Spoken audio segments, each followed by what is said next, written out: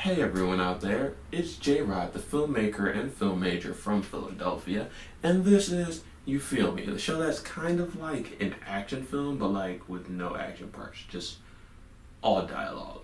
So yeah, there's that. And this week I'm going to talk to you about something that's pretty serious, alright? We're going to talk about power corrupted.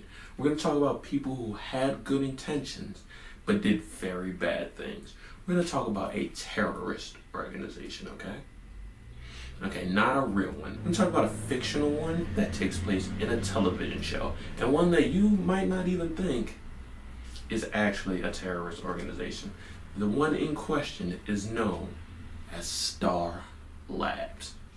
Yes, I said it, S.T.A.R Labs. The laboratory from DC Comics that, you know, they do bad things sometimes.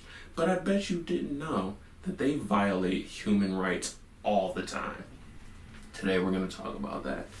And I'm going to start by giving you guys a brief overview of what S.T.A.R Labs is.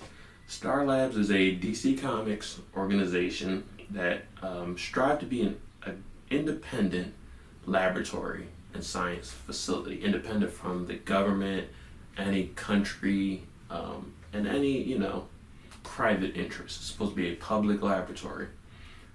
It's S.T.A.R in S.T.A.R Labs stands for the Science and Technology Advanced Research Laboratory. And their first appearance was in Superman Volume 1, issue 246 in December of 1971. Very, very long time ago. I mean, by my standards. In their origin, S.T.A.R Labs created I'm quoting this, protoplasmic algae blob experiment that was destroying Metropolis, and Superman had to respond to it. Which, you know, that's a nice, wacky comic book origin, but it's not very far removed from what they are doing in 2017 to become, you know, in my opinion, one of the most dangerous organizations in all of television.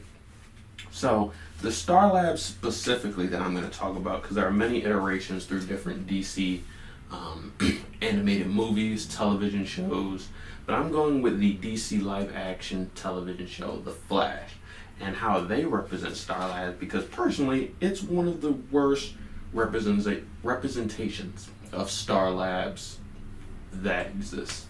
So let me tell you what these guys did. So firstly, the first major problem, they built a particle accelerator in the middle of Central City. Now, I mean, I already know how that played out because I've watched The Flash season 1, 2, and I'm watching 3 currently. But if you don't know how this is going to play out, just imagine a particle accelerator is it's a stadium-sized machine that just evolves around different volatile substances colliding and exploding inside of that giant machine, and then you record, you know, the reactions and what happens, what substances are created as a result of that. One does exist in the real world today, but it is not in the middle of a very populated city, because that's just a bad idea. And well, what happens as soon as they turn on the particle accelerator, it is very unstable and it ends up exploding. Because of that explosion, many people are injured, including the leader or the director of S.T.A.R Labs, Harrison Wells, or at least that's what we believe initially. 17 people died, according to Harrison Wells. FEMA considers the location a Category 4 hazardous location and told them that they should not be in business any longer. And, you know, So all of that's all terrible news. And do you think they heed all those warnings and are very sad for all the deaths and injuries that they cause? I mean, maybe a little bit, but they're definitely going to still keep going because, advanced science and technology. And what happens next is they admit Barry Allen into S.T.A.R Lab. Barry Allen was a crime scene investigator who was just chilling one day when the particle accelerator exploded and it caused lightning to strike him. He gets put into a coma for 9 months where every time his heart starts to drop in the hospital, they have a complete power outage. So eventually S.T.A.R Labs asks Barry's foster father and foster sister, the West, if they can admit him into the laboratory. And they're like, yeah, go ahead, screw it. We don't know you guys. You guys are the reason why he's in the coma, killed 17 people. But yeah, you go ahead and watch him and we'll continue doing whatever we're gonna do. Barry eventually wakes up and he finds out he has the ability to travel faster than anyone who has ever existed. He's the fastest man alive. And instantly, S.T.A.R Labs is like, oh, cool, let's train you and let's record what you could do and let's use this, but let's not tell anybody because we kind of did all this. This might not be legal at all. Train Barry, he becomes the Flash, and then they begin to use Barry to capture dangerous metahumans that are attacking the city. And basically, it sounds typical superhero story. You get your superhero, he has these now new super villains that magically appear at the same time as he does, and he uses his ability to conquer their ability, and then what happens? You hand them over to the cops, right? No. Well, S.T.A.R Labs still didn't really want to tell anybody about the fact that they created all of the metahumans, the good and the bad, so they created a prison inside the particle accelerator underneath of S.T.A.R Labs, where they basically just shoved all the evil metahumans that they could find. This is pretty bad so far. They created a problem, and instead of solving it, they kind of literally swept it under the rug, but it, in this case, is a bunch of people. They swept these people underneath the rug, locked them in there, no sunlight, how did they even get fed or go to the bathroom when they were in there? Like, none of this was ever even remotely explained. But that's not it.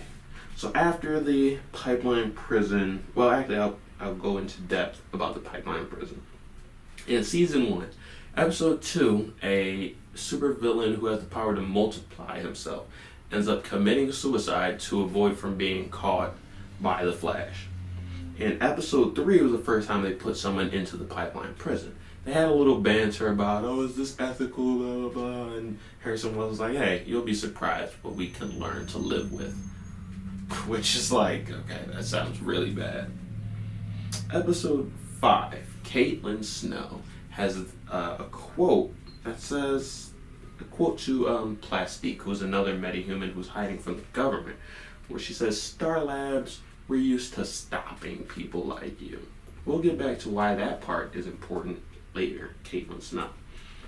Episode 6, Girder, who's a childhood, I wouldn't say friend, he's a childhood bully of Barry Allen. He gets metahuman powers, he snaps out on Iris West, and they trap him in the pipeline prison. Only difference between this and the other people in the prison is that Barry took off his mask, revealed his identity to the person, and showed him that you got powers, and I got powers, and I use my powers to stop you and shove you into a box.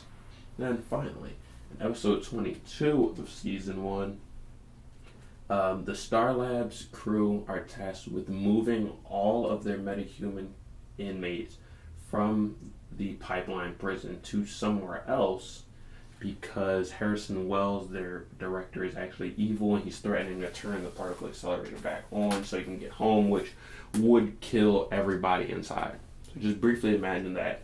Not only are they in a prison that's not regulated, that's not a government official or even legal thing, it's also inside of a giant machine which, if activated, will kill all of them. Wow, that must be like the greatest prison ever. And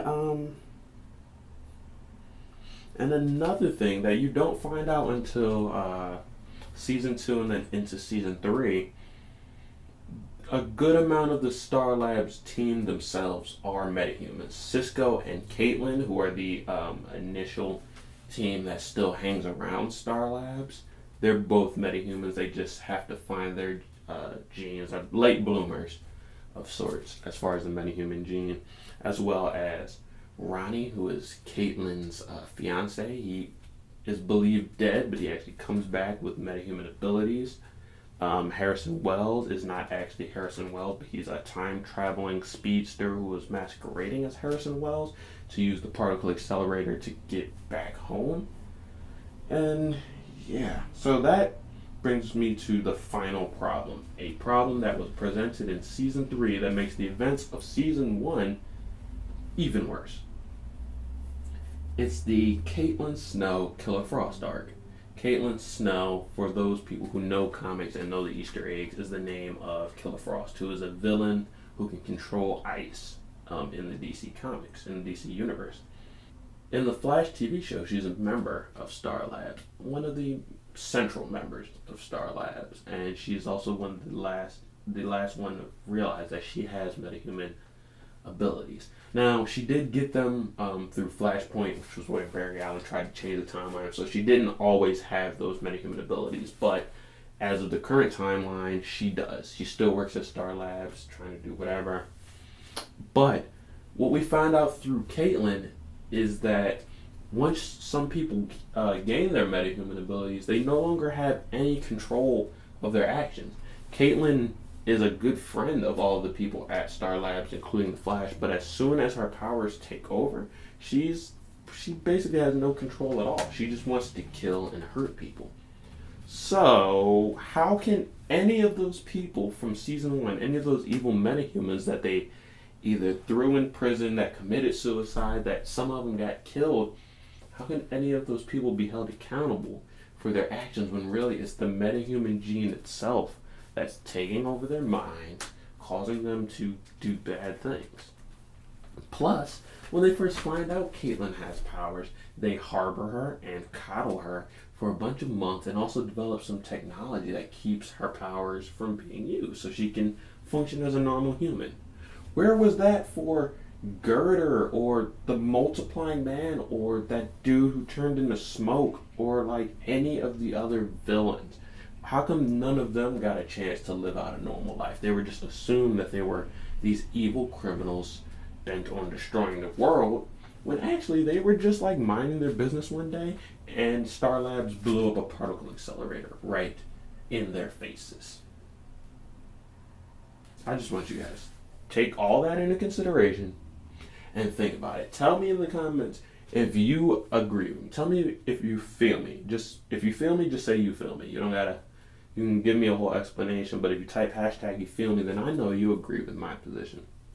Also, if you don't, tell me why you don't.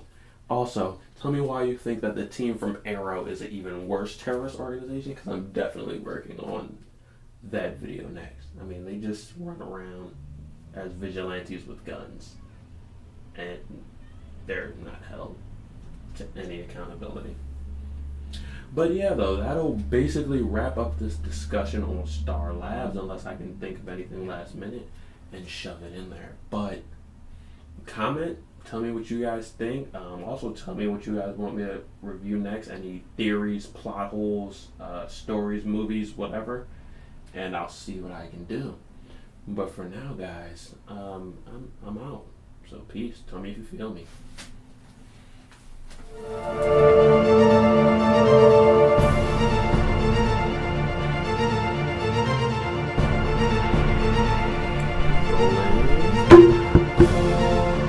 And action.